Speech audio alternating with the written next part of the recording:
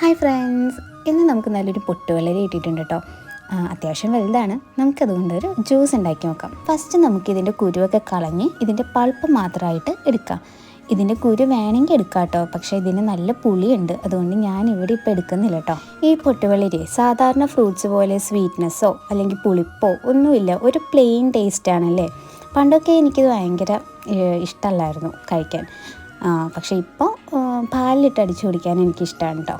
അപ്പോൾ നമ്മൾ ഇതൊക്കെ ഒരു മിക്സിയുടെ ജാറിലേക്ക് മാറ്റാം. എന്നിട്ട് ആവശ്യത്തിന് പഞ്ചസാരയും പാലും ഒഴിച്ചിട്ട് ഒറ്റൊരടി അടിച്ചാൽ സംഭവം റെഡിയാണേ. നല്ല തണുത്ത പാലെടുക്കണം കേട്ടോ, അല്ലെങ്കിൽ ആ ഒരു കറക്റ്റ് ടേസ്റ്റ് നമുക്ക് കിട്ടില്ല. പിന്നെ ഞാൻ ഡെക്കറേഷന് വേണ്ടി ഇവിടെ കുറച്ച് കാഷ്നട്ട് ക്രഷ് ചെയ്തതും കുറച്ച് ചിയ സീഡ് ആഡ് ചെയ്യുന്നുണ്ട്. ദെൻ ഇനി നമുക്ക് കുടിച്ച് നോക്കാം കേട്ടോ. നല്ല ടേസ്റ്റ് ഉണ്ട്. ഇവിടെ എല്ലാവർക്കും ഇഷ്ടമാണത്. ചൂടുകാലത്ത് അടിപൊളി ഡ്രിങ്കാണ്. എന്താണേലും ട്രൈ ചെയ്ത് നോക്കാം കേട്ടോ.